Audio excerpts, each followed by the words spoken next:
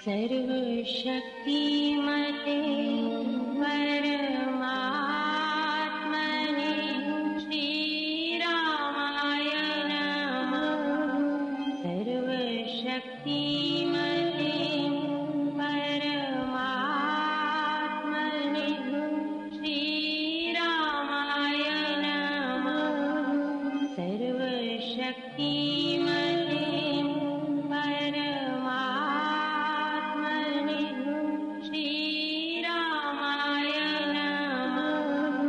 सर्वशक्तिमते परमात्मने श्रीरामाय नमः। सर्वशक्तिमते परमात्मने श्रीरामाय नमः। सर्वशक्तिमते परमात्मने श्रीरामाय नमः। सर्वशक्तिमते परमात्मने श्रीरामाय नमः।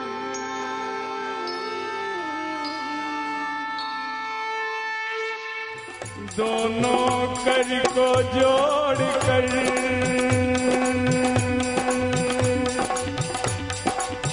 दोनों कर को जोड़ कर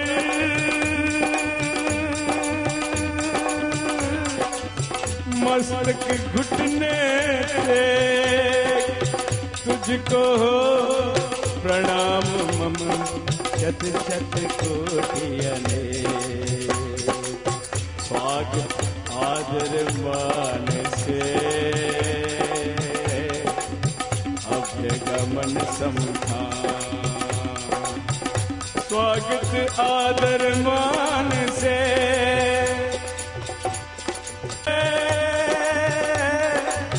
अभ्यगमन समधान। महाराज शुभ आइए, महाराज शुभ आइए, वंदन आसन का। तेरे बिना और नहीं जाना, गुण गावा नित्य तेरे। तेरे बिना और नहीं जाना, गुण गावा नित्य तेरे। तेरे बिना और नहीं जाना, गुण गावा तेरे बिना और नहीं जाना, गुण गावा नित्य तेरे। तेरे बिना और नहीं जाना, गुण गावा नित्य तेरे। कोटिशः प्रणाम है मेरी माताओं सज्जनों, आप सबके श्री चरणों में। इस संसार में, इस लोक में हर कोई चाहता है कि उसका जीवन सुखमय हो, शांतिमय जीवन हो। इस लोक में जिसका जीवन यहाँ शांतिमय है, सुखमय है, ये स्पष्ट जानिएगा, उसका जीवन ऐसा ही परलोक में भी होगा। जिसका जीवन यहाँ ही कलहपूर्ण है, अशांत है, चिंतित है, भयभीत है, ये सब मन से संबंधित बातें हैं। जो मन लोक में होता है वही परलोक में भी जाता है। यदि यहाँ उसे अशांत रहने की आदत पड़ गई हुई है, चिंतित रहने की आदत पड़ गई हुई है, यदि वह यहाँ भयभीत रहता है, तो फिर आप परलोक में अपेक्षा नहीं रख सकते कि उसे शांति लाभ होगी। अतएव इस संसार में, इस समय, इस जीवन काल में हमारा जीवन शांतमय होना चाहिए। गीता जी यही सिखाती हैं। गीता जी हमारे जीवन को केवल धार्मिक नहीं रहने देती, हमारे जीवन को आध्यात्मिक बना देती हैं, हमारे जीवन को शांतमय जीवन जीना सिखा देती हैं। कैसे ये जीवन प्राप्त होगा, कैसे हमारा जीवन दिव्य बन जाता है, कैसा हमारा जीवन आध्यात्मिक बन जाता है। आज थोड़े समय में इसी बात पर चर्चा करते हैं साधक जन। संत महात्मा फरमाते हैं, मुझे माफ़ करना, आपको यदि कोई बात इस प्रकार की लगे कि ये प्रैक्टिकल नहीं है, लेकिन मैं सच कहता हूँ मोस्ट प्रैक्टिकल बातें आपकी सेवा में कही जाएंगी। यदि आपका लक्ष्य शांति है तो उसके लिए कुछ भी करना महंगा नहीं है। ये शांति बहुत अनमोल चीज़ है। ये हर जगह से, कहीं बाजार से नहीं मिलती, ये कहीं विदेश से भी नहीं मिलती, इसलिए इसकी प्राप्ति अति अनमोल है। हर एक का जन्म इसी शांति की प्राप्ति के लिए हुआ है। प्रभु की प्राप्ति किसको होती है वह परमात्मा जाने, लेकिन शांति का खोजी तो हर कोई है। शांति की प्राप्ति तो हर कोई चाहता है। धनवान भी चाहता है, गरीब भी चाहता है, अनपढ़ भी चाहता है, शिक्षित भी चाहता है, विद्वान भी चाहता है, संत भी चाहता है और असंत भी चाहता है। शांति की चाह तो हर एक को है। महिला भी चाहती हैं, पुरुष भी चाहते हैं, बच्चे भी चाहते हैं। हर एक शांति की खोज करने के लिए ही आया है और शांति की प्राप्ति करने के लिए ही आया है। कैसी प्राप्ति हो?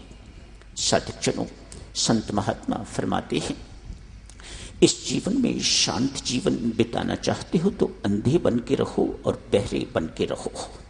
ये बात आपको बड़ी इम्प्रैक्टिकल सी लग रही होगी, लेकिन बहुत मार्मिक बात है। पुनः सुनिएगा। इस जीवन में यदि आप शांति लाभ करना चाहते हो तो संत महात्मा, आप किसी भी क्षेत्र में हैं, किसी भी आप अवस्था में हैं, जवान हैं या वृद्ध हैं, वृद्धों के लिए खासकर ये बात बहुत महत्वपूर्ण है, पर ये सबके लिए ही महत्वपूर्ण है, ऐसा समझिएगा। आप आंख होते हुए भी अंधे बन के रहिएगा, कान होते हुए भी कुछ न सुनने की स्थिति में रहिएगा तो आपका जीवन शांत व्यतीत होगा। क्या हो रहा है इसे मत देखिएगा, क्या आपके लिए कहा जा रहा है इसे मत सुनिएगा, तो जीवन बहुत शांत व्यतीत होना शुरू हो जाएगा। आप बहुत समझदार हैं, हर चीज को समझते हैं, समझते हुए भी यदि ना समझी का जीवन आप व्यतीत करने लग जाते हैं तो आपका जीवन शांत हो जाएगा। सब कुछ समझते हुए भी ना समझ बन जाना, ये शांत होने का बहुत गहरा रहस्य है। आज एक वृद्धा किसी महात्मा के पास नित्य जाती है, आज भी गई है, जाके कहा है, महात्मन मैंने कभी आपसे कुछ नहीं मांगा, मैं यहाँ पर इस मंदिर में या इस आश्रम में रोज 4 घंटे व्यतीत करती हूँ, मुझे सुनाई नहीं देता है तो मेरी बड़ी मौज, मुझे आप क्या कहते हैं कुछ पता नहीं लगता। मैं आपके सत्संग में भाग लेती हूँ, लोग हंसते हैं तो मैं भी हंस देती हूँ, लोग ताली बजाते हैं तो मैं भी ताली बजानी शुरू कर देती हूँ, मुझे कुछ सुनाई नहीं देता। आप क्या फरमाते हैं मुझे कुछ पता नहीं लगता। मैं एक जैसे बहरा व्यक्ति होता है बिल्कुल उसी प्रकार से यहाँ बैठी रहती हूँ, पर 4 घंटे मेरे बहुत अच्छे व्यतीत होते हैं। मैं झाड़ू पोछा लगाती हूँ, घर कैसा होगा परमात्मा जाने, लेकिन वहाँ सेवा का काम बहुत करती है ये वृद्धा। कहती है घर जाती हूँ 4 घंटे यहाँ व्यतीत करके, जाके मेरी बहू रानी मुझे नाश्ता देती है, जाते ही कभी छुट्टी का दिन होता है तो पौत्र पौत्री मिलती हैं, वह मुझे देख के तालियां बजाते हैं, हंसते हैं, मानो बहुत खुश होते हैं। वह अपनी दादी को देखकर जाते ही, ये मेरी जो बहू आई हुई है ये संगीता आचार्य है, संगीत की आचार्य है, सिखाती है, बहुत समय तक रियाज करती रहती है, संगीत का गाती बहुत अच्छा है, ऐसा मुझे पता चला है लोगों के आने जाने से कि ये अवश्य बहुत अच्छा गाती होगी। लेकिन मेरे भाग्य में ना उसका संगीत सुनना ही लिखा है और ना पौत्र पौत्री जो खुशी से कुछ मुझे कहते हैं मैं सुन नहीं सकती। आप कृपा करो, मुझे आधे घंटे के लिए भी यदि सुनने की ताकत दे दो तो मैं सुन सकूं कि वह सब मुझे क्या कहते हैं, क्या कहते हैं, किस बात पर उन्हें मुझे देख के तो प्रसन्नता होती है। महात्मा कहते हैं माता जैसी है वैसी ही रहे, ठीक है, मत इस चक्कर में पड़, जैसा परमात्मा ने रखा है वह ठीक है। तुझे यदि परमात्मा ने कुछ इनका सुनाना होता तो ऐसा बहरा न बनाते। अब तुम्हें कुछ भी सुनाई नहीं देता। देखो ना, प्रवचन का कोई शब्द तुम्हें सुनाई नहीं देता तो उनके शब्द सुन के क्या करोगी? मत जिद करो। नहीं महात्मा, आधे घंटे के लिए मुझे सुनने की ताकत दे दो। वृद्धा की जिद पर आज महात्मा ने कृपा करके तो आधे घंटे के लिए उसे सुनने की ताकत, शक्ति बख्श दी है। घर गई है। घर जाके, छुट्टी का दिन है आज, बच्चे घर पर हैं। जाते ही उसे देख के, चूंकि आधे घंटे की अवधि थी, आज उसे इतना शौक है सुनने का, इसलिए आज 4 घंटे सेवा नहीं की, उधर सेवा से वंचित रह गई है। आज जो भगवान की पूजा वह किया करती, जो सेवा किया करती आश्रम की, आज उससे वह वंचित रह गई है। घर खुशी खुशी गई है, जल्दी गई है। जल्दी पहुंच गई है तो बच्चे बाहर खेलते हुए दिखाई दिए हैं, ताली बजाते हैं। आ गई बुढ़ी, आ गई कुबड़ी, आ गई बुढ़ी, आ गई कुबड़ी, ताली बजाते हैं और हंसते हैं। आज उन्हें पता नहीं है कि आज ये वृद्धा सब कुछ सुन रही है। इससे पहले तो वह सुनती नहीं थी, उसे कुछ सुनाई नहीं देता था, आज उसे सुनाई दे रहा है। भीतर गई है। भीतर जाके तो बहू ने देखा कि आज ये जल्दी कैसे आ गई है। मेरा तो ये रियाज का समय, मेरा तो ये अभ्यास का समय, अब इसकी खौं खौं सुनूंगी या रियाज करूंगी। अपने कानों से ये सब कुछ सुन के वहां रुक नहीं सकी। तत्काल महात्मा के पास गई, जाके कहा, महाराज जैसी थी मुझे वैसा ही बना दीजिएगा, मैं सुनना नहीं चाहती।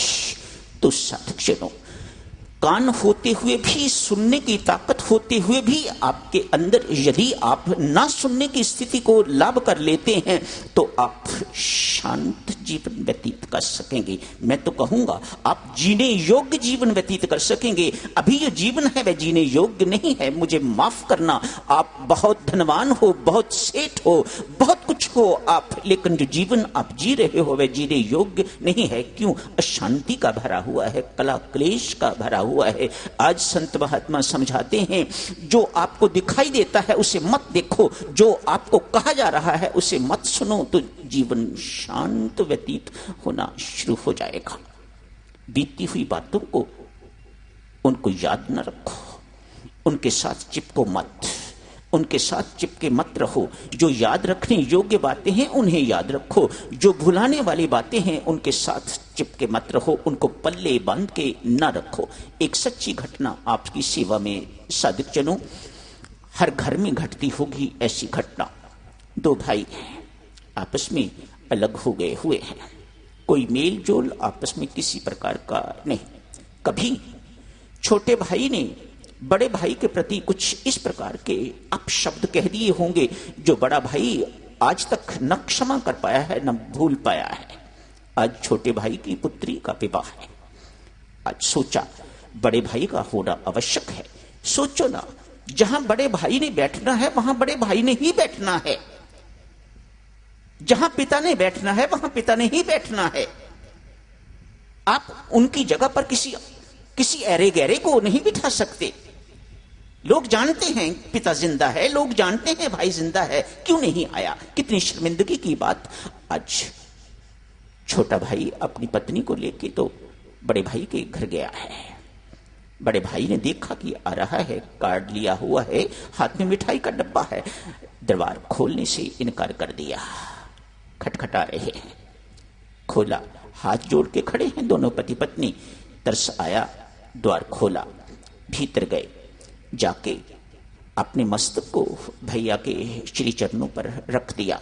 मानो यदि उसने अपनी पगड़ी बांधी हुई होती तो अपनी पगड़ी उनके श्री चरणों पर रख दी। कहा, भैया भूल से न जाने कितने वर्ष पहले की बात है, मेरे से बड़ी भारी भूल हो गई है, खता, मेरी माफ करो। आपकी बच्ची का विवाह है, कार्ड देने के लिए आया हूं। आप बड़े भाई हो, आपकी तरफ से ये कार्ड होना चाहिए था, लेकिन मैं आपकी सेवा पे ये कार्ड लेके आया हूं, ये स्वीकार कीजिएगा। निकल जा मेरे घर से, मैं तेरी शक्ल नहीं देखना चाहता। जो कुछ अपमान करने वाले शब्द कुछ वर्ष पहले तूने मेरे से प्रयोग किए थे मेरे प्रति, मैं उनको अभी तक भूला नहीं हूं। वे अभी तक मेरे अंदर उसी प्रकार से मुझे घायल कर रहे हैं जैसे कि उस वक्त उन्होंने मुझे घायल किया था। वह जख्म आपके शब्दों को दिया हुआ अभी तक भरा नहीं है। मैं न काट लूंगा, ना ही मिठाई का डिब्बा, और ना ही मैं तेरी बच्ची की शादी पर आऊंगा। निकल जा मेरे घर से। बेचारा आंसू भरी आंखें लेके उदास मुंह नीचे लटका के तो घर से बाहर निकल गया है। बाहर निकलते ही कोई जान पहचान वाले व्यक्ति मिले हैं। कहा, क्या बात है, क्यों उदास हो? सारी व्यथा, सारी कथा सुनाई। कथा तो साधक जनों राम की, हम सब की तो व्यथा ही है। हम कथा सुनाने योग्य नहीं है। हमारी कथा कथा नहीं है, हमारी कथा व्यथा है। व्यथा सुनाई। कहा, एक युक्ति बताता हूं। ये तेरा बड़ा भाई किसी आश्रम से जुड़ा है। कहा तो साधक जनों श्री राम शरणम ही था। ये बड़ा भाई श्री राम शरणम से जुड़ा हुआ है।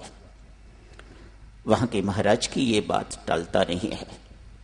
उनके पास जाके सारी बात सुना। वे जरूर इसको मना देंगे। ये भाई उनके कहने में है, उनकी आज्ञा का उल्लंघन नहीं कर सकेगा। जैसे वो कहेंगे ये करेगा। ऐसा ही किया। जाके महाराज को सारी की सारी कहानी सुनाई। क्षमा मांग के आया हूं। अपने मस्तक को अपने बड़े भाई के श्री चरणों पर रख के आया हूं। मेरी पत्नी ने भी अपने जेठ के पांव पर अपना मस्तक रखा है, लेकिन उन्होंने माफ नहीं किया। महाराज ने कहा, जाओ वापस, अभी थोड़ी देर में ही वो आने वाले हैं, मैं बात करूंगा। परमेश्वर कृपा करेंगे। आप निश्चिंत रहो, आप अपनी तैयारी रखो जारी, उदास नहीं होना। बड़े शानो शौकत से आप शादी जो है वह कीजिएगा। वह व्यक्ति आया है। आके कहा, मैंने सुना है तेरे छोटे भाई की पुत्री का विवाह है। मैं तो यूं कहूंगा तेरी पुत्री का विवाह है। वह तुझे बुलाने के लिए आए थे, अपनी भूल स्वीकार करने के लिए आए थे, तेरे से क्षमा मांगने के लिए आए थे। मुझे पता लगा है कि तूने क्षमा नहीं किया। यदि तूने क्षमा नहीं किया तो फिर यहां आने का फायदा क्या हुआ? एक बात पूछूं तुमसे। उस व्यक्ति को संबोधित करके महात्मा पूछते हैं, एक बात बता, तू पिछले रविवार भी आया था, सत्संग अटेंड किया था, प्रवचन सुना था। मुझे एक बात बता, उस प्रवचन में क्या चीज तुम्हें अच्छी लगी थी? अपना सिर खुजलाता है।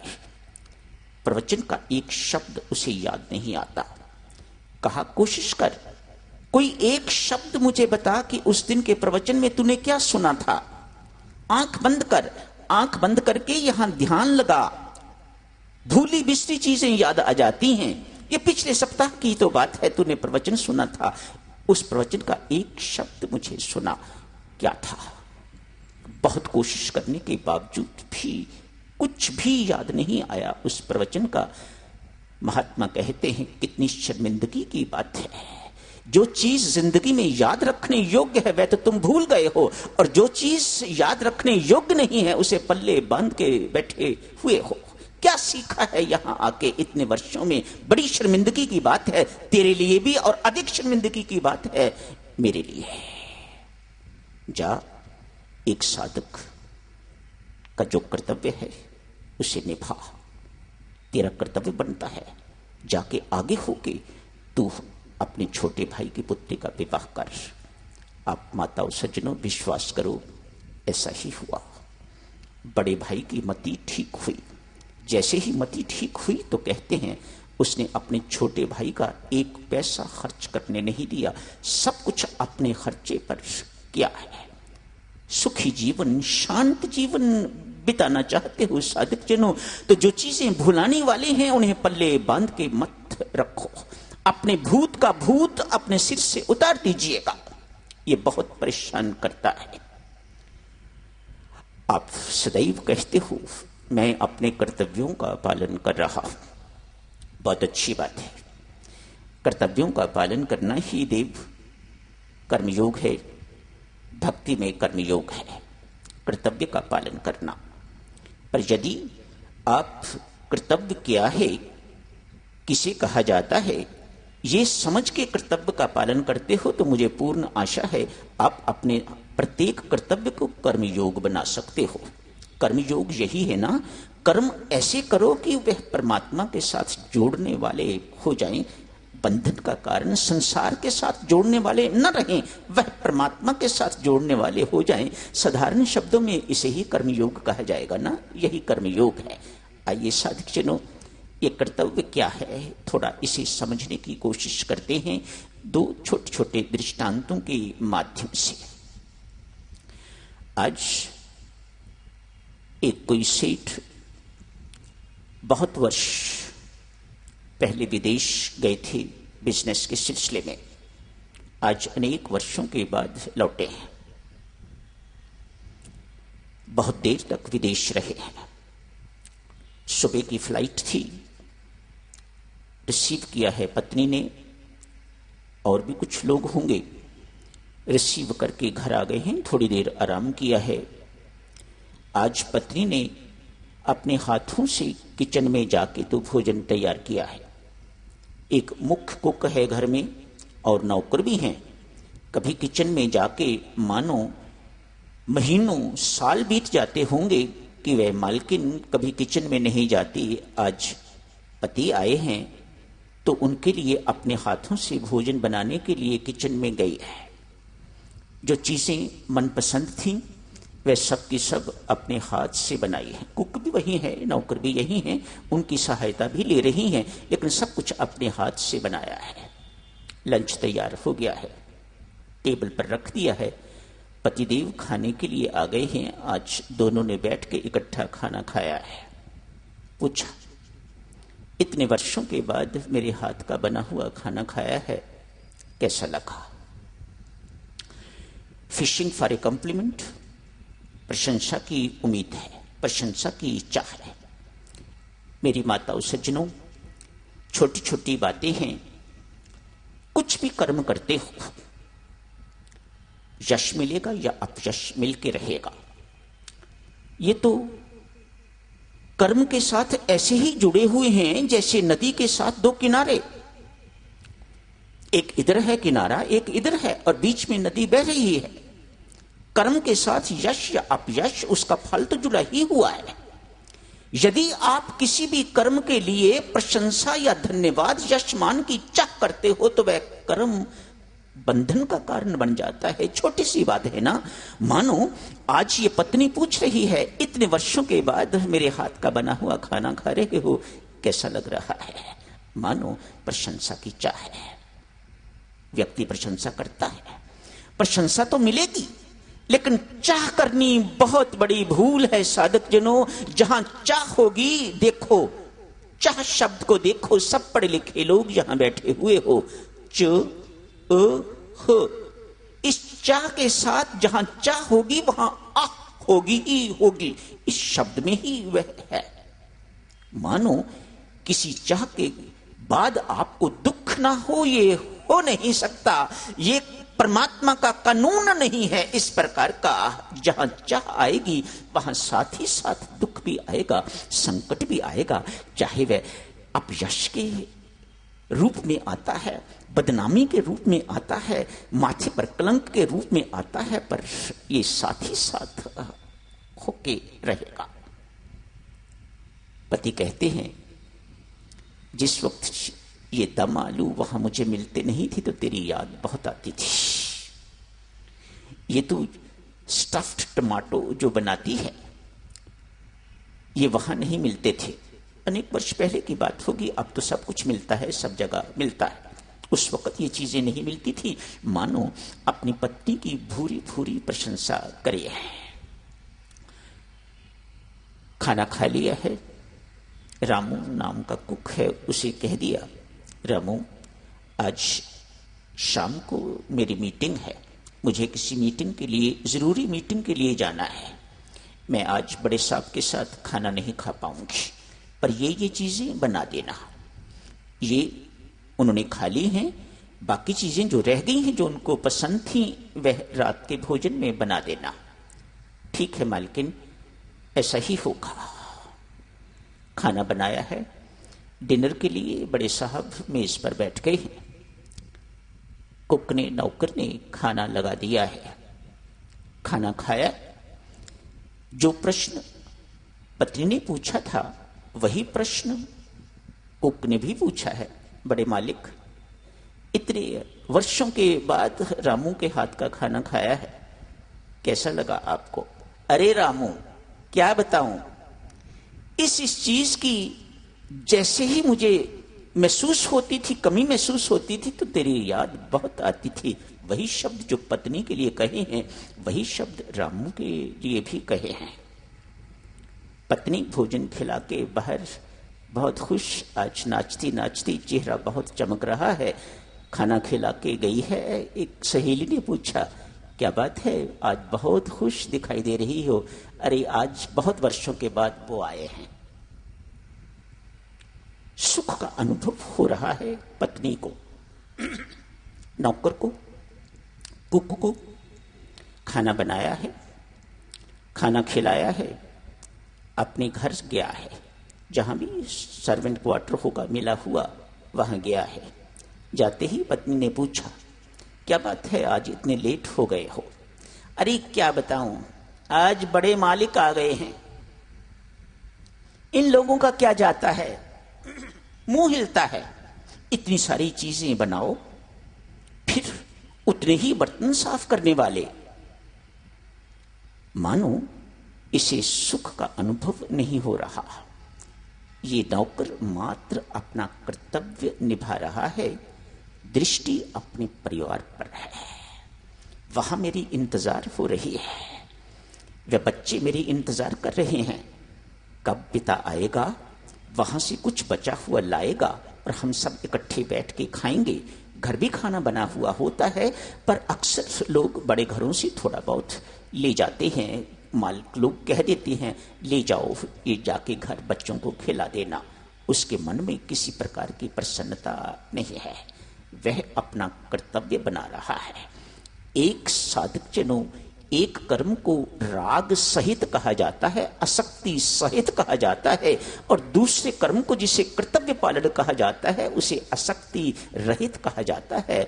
इसे कोई आसक्ति नहीं है, कोई इंटरेस्ट नहीं है, इसे कोई किसी प्रकार की खुशी नहीं है मालिक के लिए खाना बना के या मालकिन के लिए खाना बना के या उनको खिला के। इसके मन में किसी प्रकार का सुख नहीं है, इसकी दृष्टि तो वहां है, इसे सुख वहां मिलता है जहां इसकी दृष्टि टिकी हुई है। संत महात्मा कहते हैं, अपने कर्तव्य निभाओ, लेकिन मन में परमात्मा की याद बनाए हुए रखो, आपका मन उस परमात्मा के साथ रहे।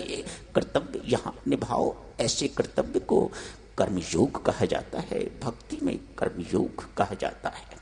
स्वामी रामकृष्ण परमहंस इसी बात को देवियों बहुत साधारण ढंग से समझाया करते। वे कहा करते, ठाकुर एक हाथ से काम करो और दूसरा हाथ परमात्मा के श्री चरणों पर रखो। देखो, ये बातें ऐसी नहीं हैं, चूंकि हम ये सब कर नहीं सकते इसलिए ये मत सोचिएगा कि ये झूठी हैं। ठाकुर ने ये सब बातें करी हैं, अपने जीवन में उतारी हैं, अपने जीवन में उन्होंने करके तो ये सब कुछ दिखाया है। तभी कह रहे हैं, एक हाथ से काम करो, दूसरे हाथ को परमात्मा के श्री चरणों पर रखो। जब ये हाथ फ्री हो जाए, जब काम खत्म हो जाए, तो अपना दूसरा हाथ भी परमात्मा के श्री चरणों पर रख दीजिएगा। परमात्मा तेरा लाख लाख शुक्र है, तूने इतना बड़ा काम इन हाथों से करवा दिया है। परमात्मा का धन्यवाद करो, परमात्मा को प्रणाम करो। कौन माता ऐसी है जो परमात्मा की ताकत के बिना कड़छी चला सकती है?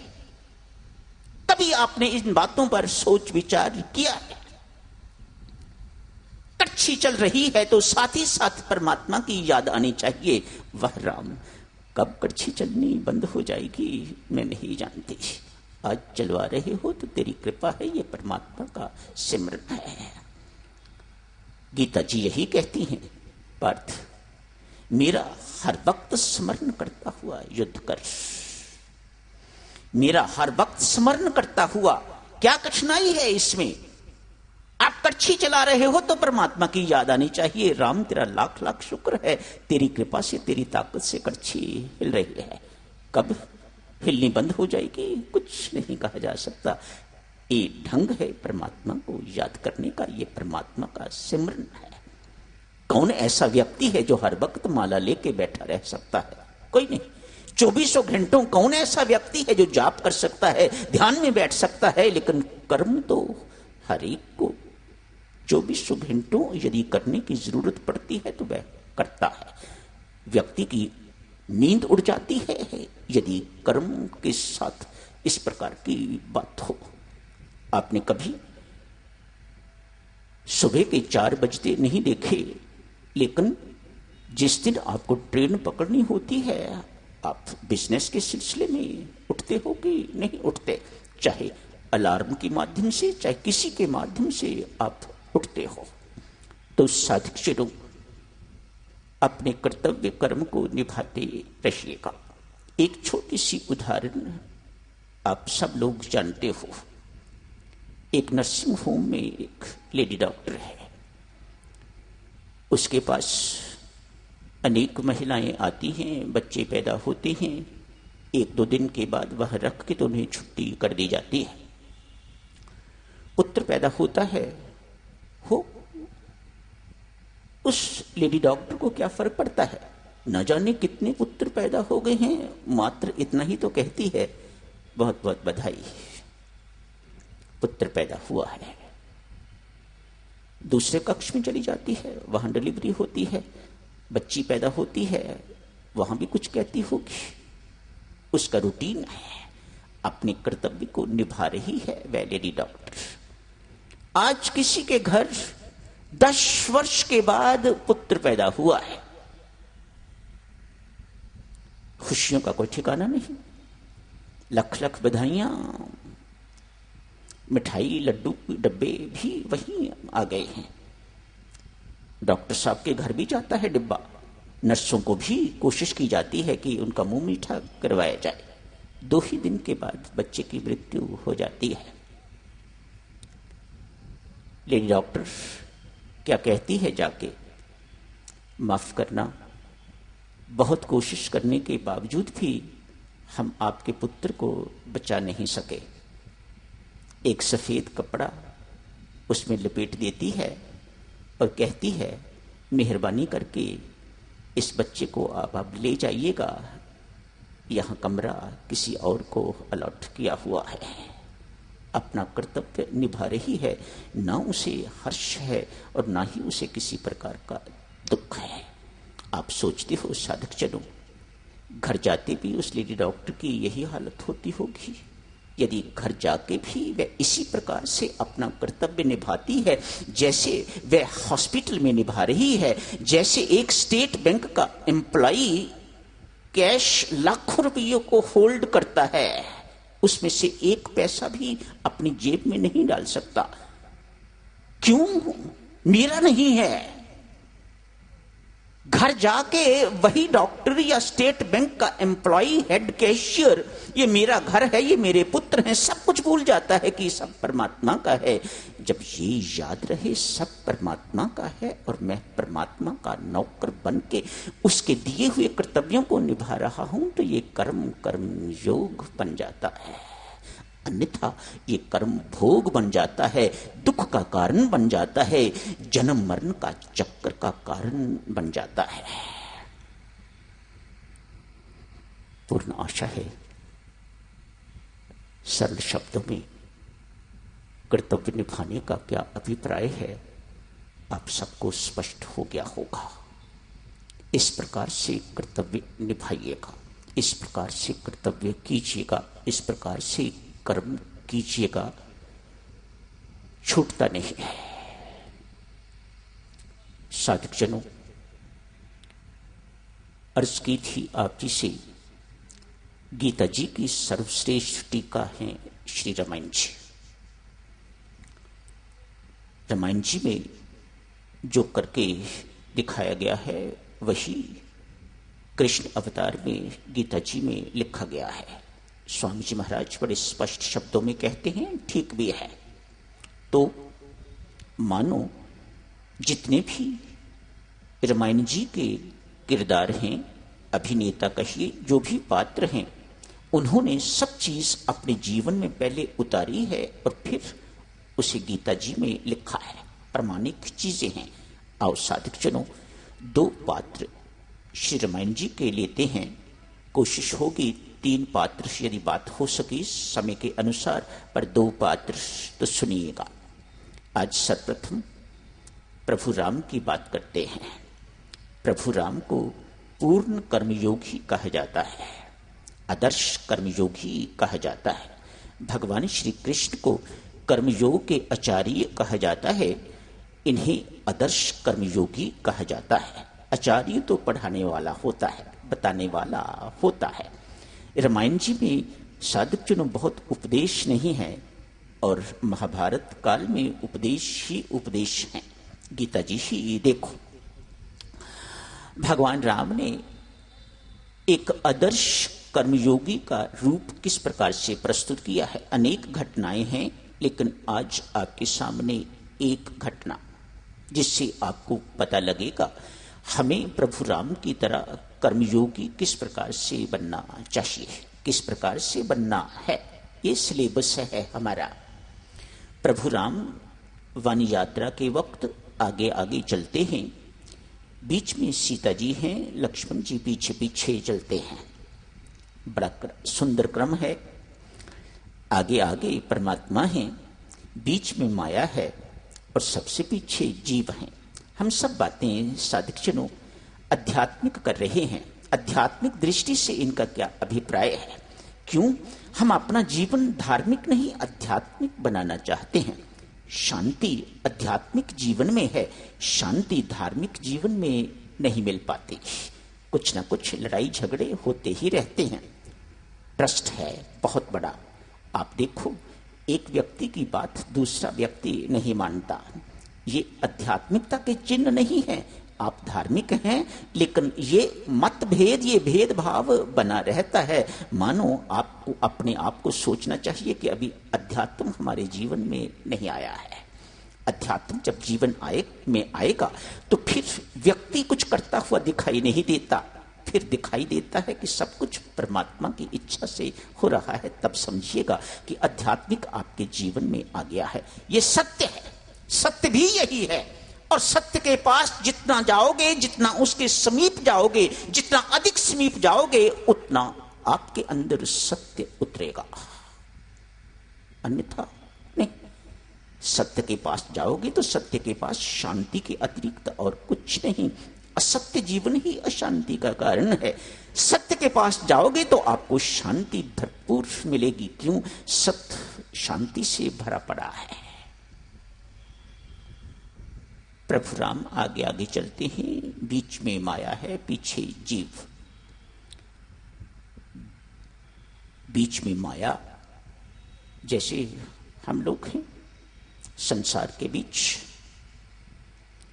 तो जीव क्या करता है, लक्ष्मण क्या करता है? पीछे है जो आगे चलने वाले हैं प्रभु राम, उनके दर्शन करके अपने जीवन को कृत करना है। तो लक्ष्मण क्या करता है? ना भगवान को कुछ कह सकता है, ना माया को ही बदल सकता है, स्वयं को बदलना है। परिस्थितियों को बदलने में अपना समय बर्बाद न कीजिएगा। संसार को बदलने में अपना समय व्यर्थ न गंवाइएगा, अपनी शक्तियां खत्म न कीजिएगा। ये कभी नहीं होता। ये प्रभु राम भी नहीं कर पाए, प्रभु कृष्ण भी नहीं कर पाए। आपको बदलना है तो अपने आप को बदलना है। लक्ष्मण जी महाराज थोड़ा इधर हो जाते हैं, थोड़ा इधर हो जाते हैं। माया की बीच में से थोड़ी सी इधर करके तो तिरछी आंख से भगवान को देख लेते हैं।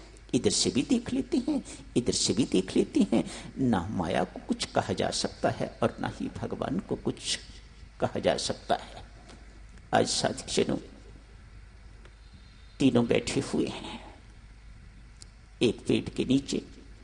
कहीं कहीं तो ये भी कहा जाता है लक्ष्मण 14 साल तक बैठे नहीं। बच्चा था तब ये सुना था।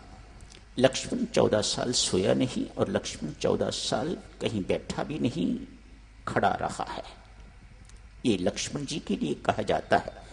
मैं स्वयं बहुत प्रभावित हूं लक्ष्मण जी महाराज के चरित्र से, भरत जी के भी, पर लक्ष्मण जी के चरित्र से भी बहुत प्रभावित हुई। ये कोई छोटी बात नहीं है।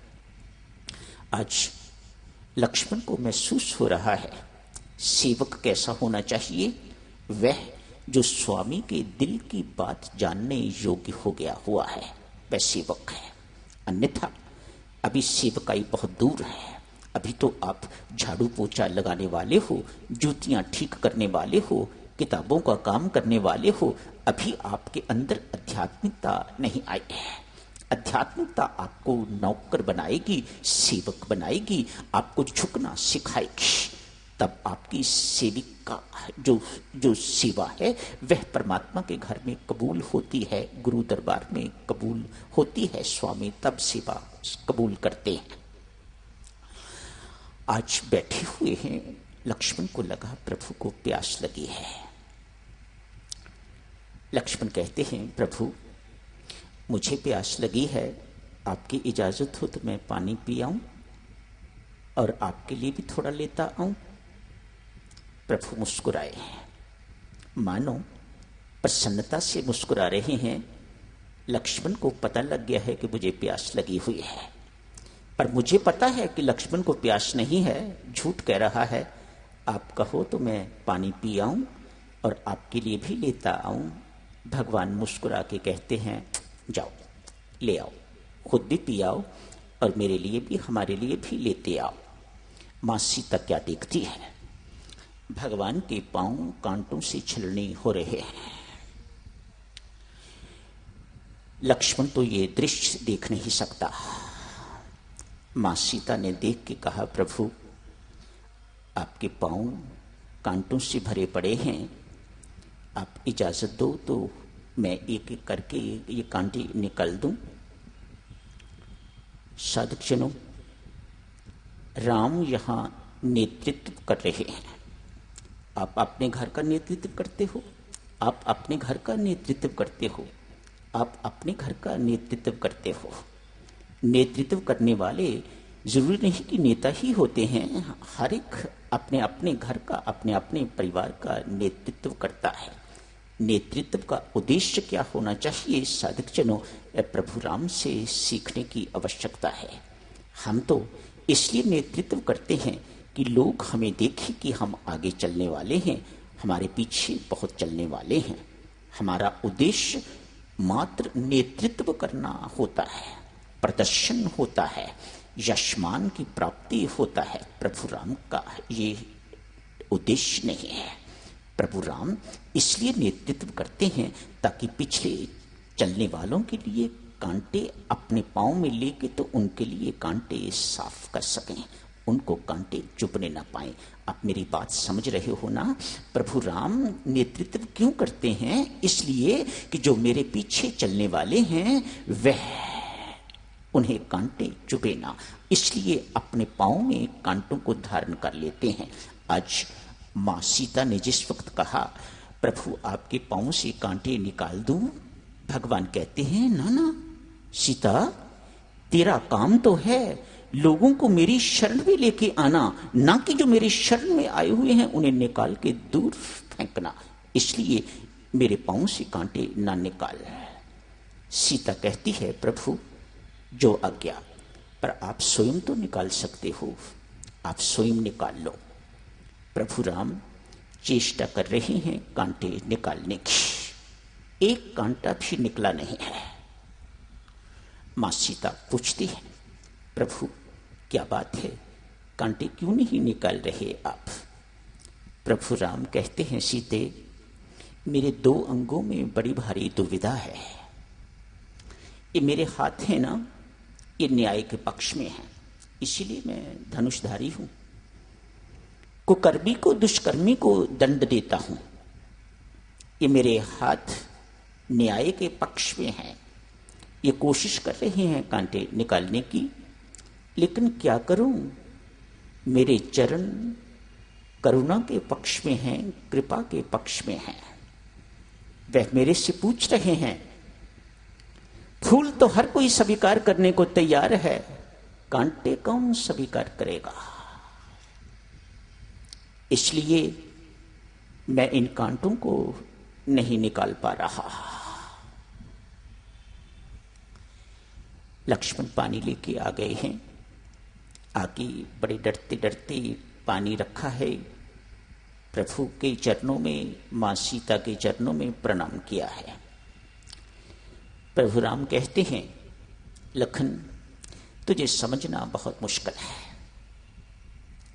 प्यार की बात है, कितना प्यार है, अगाध प्यार, स्वामी का सेवक के प्रति अगाध प्यार। लक्ष्मण तुझे समझना बहुत मुश्किल है। कहीं तो तुम चरण वंदना करते हुए भी डरते हो, और कहीं आप परशुराम के फरसे से भी नहीं डरते। मुझे पता है कि तू काल रूप है, तुझे डर किसका? कहा, प्रभु हूं काल रूप, काल का अवतार हूं, सारा संसार जानता है, आप भी जानते हैं, मैं भी जानता हूं। काल का रूप स्वरूप होने के बावजूद भी मैं ये सारे संसार को दिखाना चाहता हूं कि भगवान से हमेशा डर के रहो। जो भगवान के प्रति निर्भय हो जाते हैं वही मनमानी किया करते हैं। मैं साधक जनों समझता हूं, परमेश्वर से डरने की जरूरत नहीं, परमेश्वर से तो प्यार करने की जरूरत है।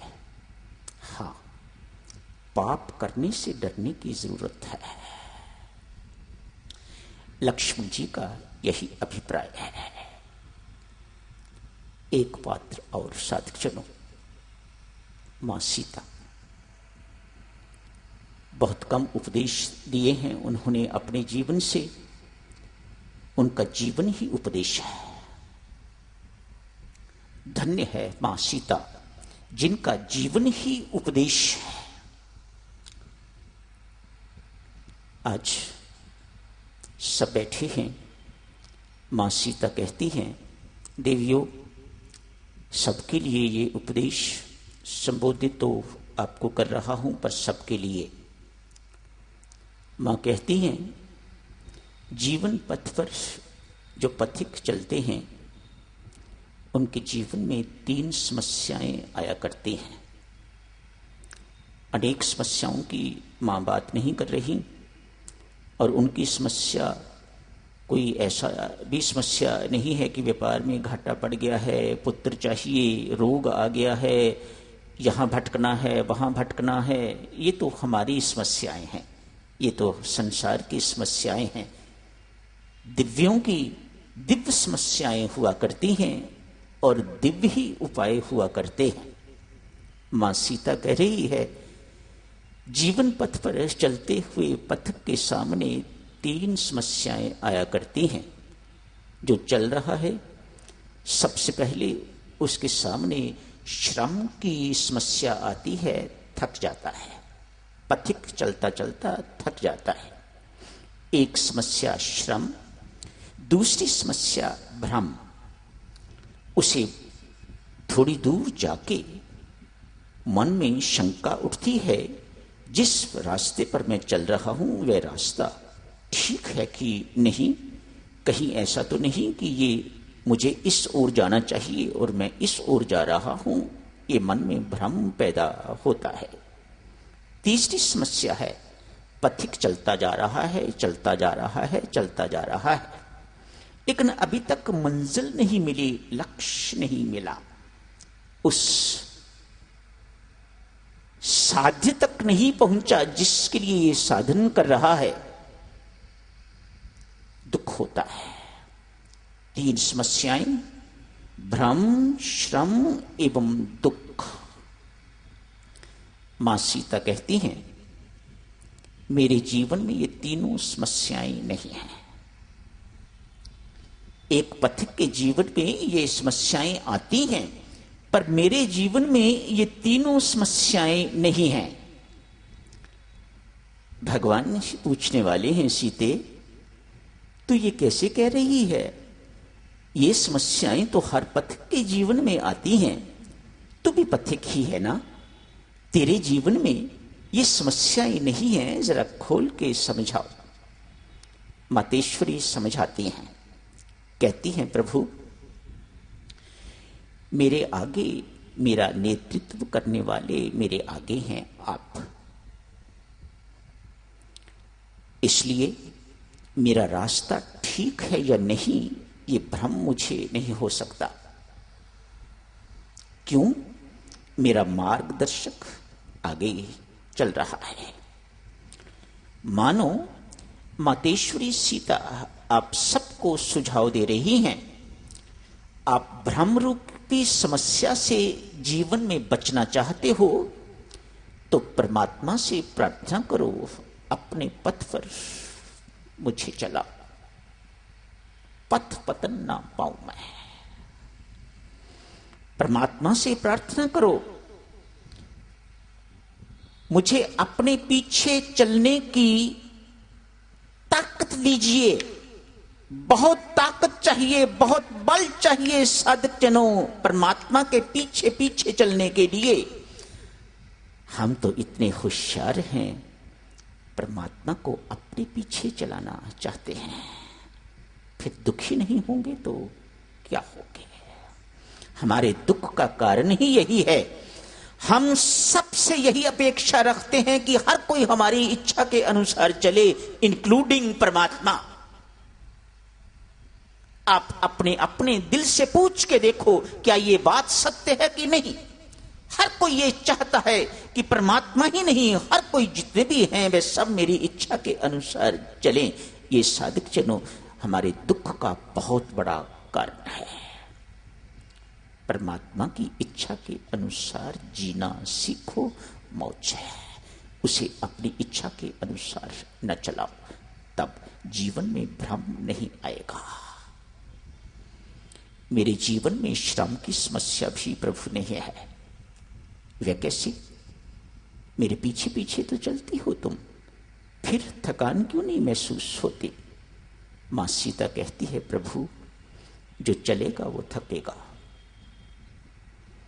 जो गोद में बैठा हुआ है वह थकेगा क्यों? क्यों वह चल ही नहीं रहा?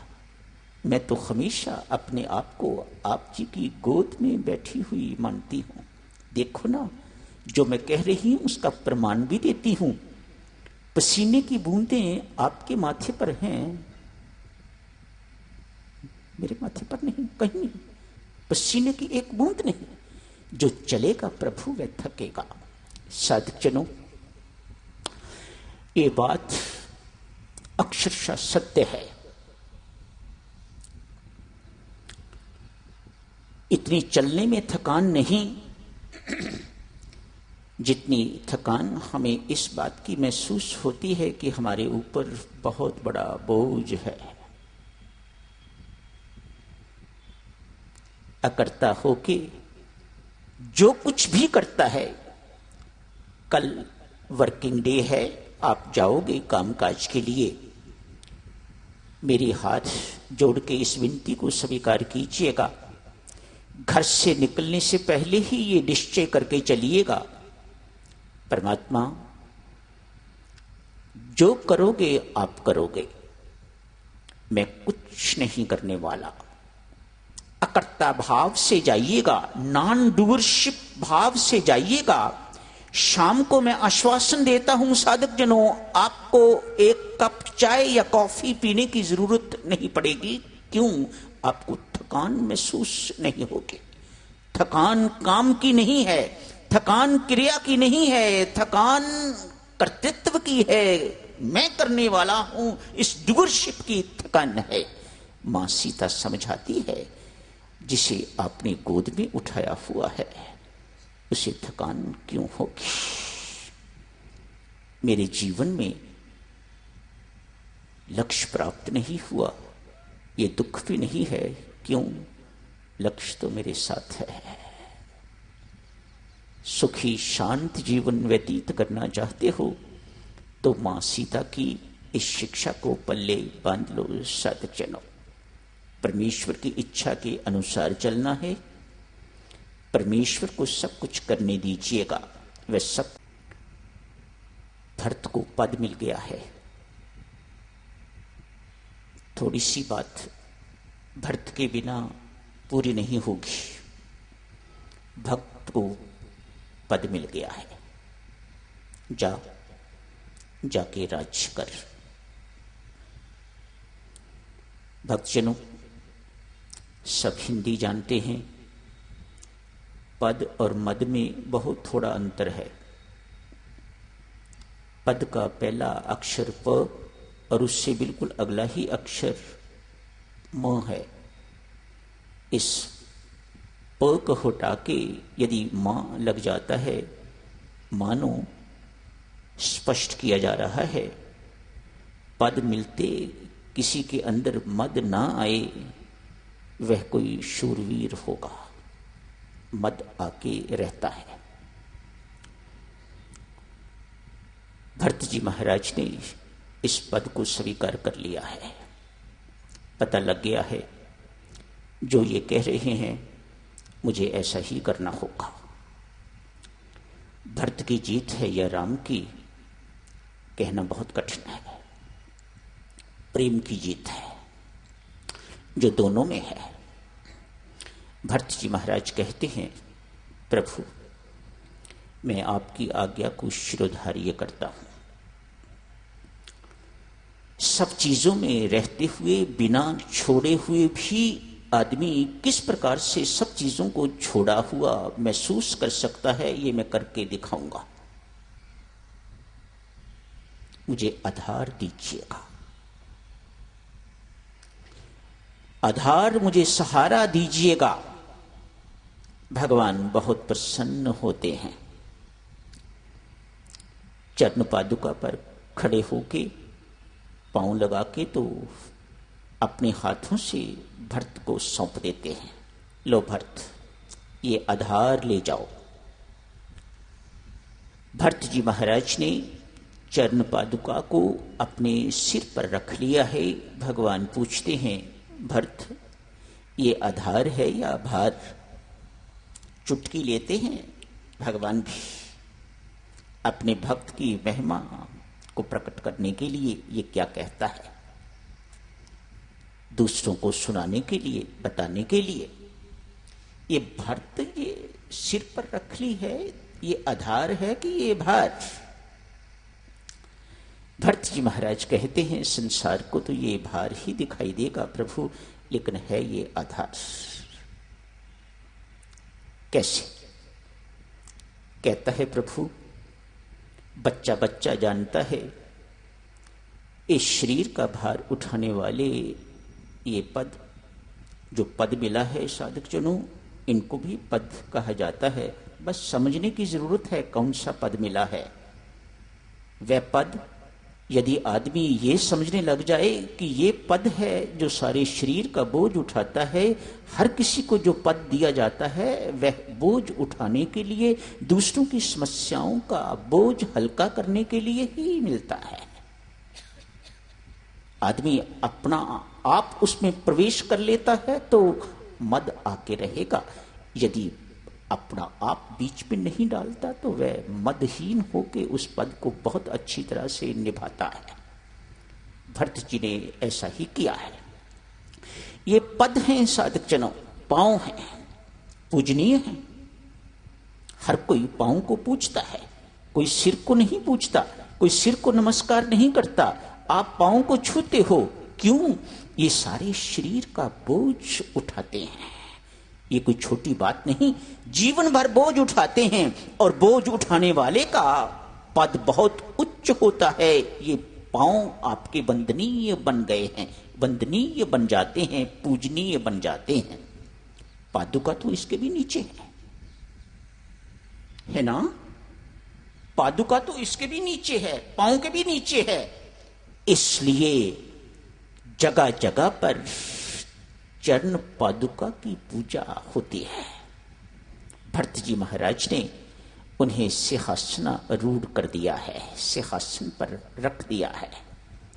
पादुका से किसी ने पूछा, नन्ही सी हो, तुम्हें कितना कष्ट होता है, सारे शरीरों का बोझ उठाती हो। पादुका कहती है, नहीं। आपने कभी पादुका पहने हुए व्यक्ति को देखा है? जब वह चलता है तो मुझे भी उठा के चलता है, मानो बोझ मेरे ऊपर नहीं है, बोझ उस व्यक्ति के ऊपर है जो चलता है, जो मुझे भी उठा के चल रहा है। भरत जी महाराज प्रभु को कहते हैं, प्रभु मेरा भी यही हाल है, मेरा बोझ भी आपने पादुका दे के तो स्वयं सहन करने के लिए, स्वयं बोझ उठाने के लिए अपना दायित्व ले लिया है, अपनी जिम्मेदारी ले लिया है। किस किस पात्र की बात की जाए साधक जनों, रामायण जी में यही समाप्त करने की इजाजत दीजिएगा। आप सबका हार्दिक धन्यवाद करता हूं। बहुत वर्षों के बाद इतना समय बोला हूं। सामान्यतः 15 मिनट 20 मिनट अनेक वर्षों के बाद आप जी ने एक एक घंटा भी बुला लिया है, परमात्मा की कृपा है। सर्वशक्तिमते परमात्मने श्रीरामाय नमः। सर्वशक्तिमते परमात्मने श्रीरामाय नमः। सर्वशक्तिमते